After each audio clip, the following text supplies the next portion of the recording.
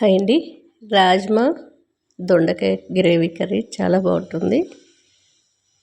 రాజ్మా దొండకాయ కర్రీకి మనం నైట్ అంతా నానబెట్టుకున్న రాజ్మా దొండకాయ ఇలా ముక్కలు కట్ చేసి పెట్టుకున్నాను. దొండకాయలన్నీ కూడా పండిపోయాయి, కానీ కర్రీ చాలా టేస్ట్గా ఉంటుంది. పండిన దొండకాయలు పచ్చడికి బాగుంటాయండి. కుక్కర్లో నైట్ అంతా నానబెట్టుకుని రాజ్మా వేసుకున్నాను. దొండకాయ ముక్కలు, ఉల్లిపాయ ముక్కలు, కొద్దిగా కరివేపాకు, టమాటా ఒక 2 సన్నగా తరిగేసుకున్నాను, కొద్దిగా పసుపు, కొద్దిగా కారము, కొద్దిగా రాళ్ళుప్పు, ఒక హాఫ్ గ్లాస్ వరకు వాటర్, అంతేనండి.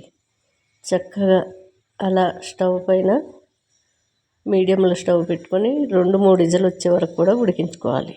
నేనైతే ఒక 3 విజిల్ వచ్చే వరకు ఉడికించాను. ఎందుకంటే మనకి రాజ్మా అనేది నైట్ అంతా నానినా సరే కొంచెం గట్టిగా ఉంటుంది. హెల్త్కి కూడా చాలా చాలా మంచిదండి. మనకి బోన్స్ గట్టిపడతాయి. అట్లానే మనకి మటన్తో సమానం అండి. అన్ని బెనిఫిట్స్ రాజ్మాలో ఉన్నాయి.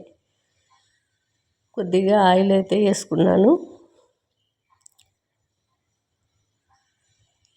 నేను ఒక 3 విజిల్ వచ్చే వరకు ఎందుకు పెట్టానంటే, చాలా మెత్తగా, మీకు కర్రీలకు కావాలనుకుంటే 2 విజిల్ సరిపోతుంది.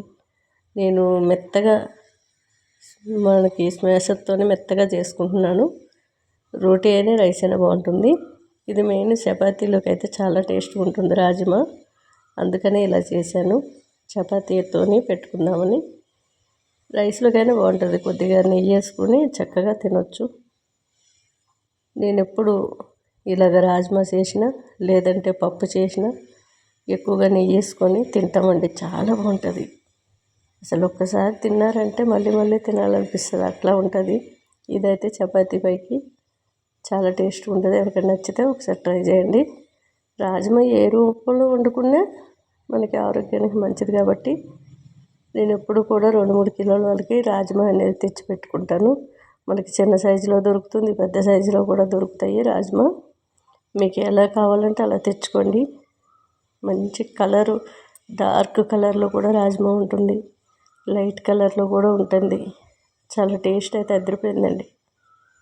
దొండకాయ రాజ్మా గ్రేవీ కర్రీ ఒకసారి టేస్ట్ చేశారంటే మళ్ళీ కావాలనిపిస్తుంది, అంత టేస్ట్ ఉంది.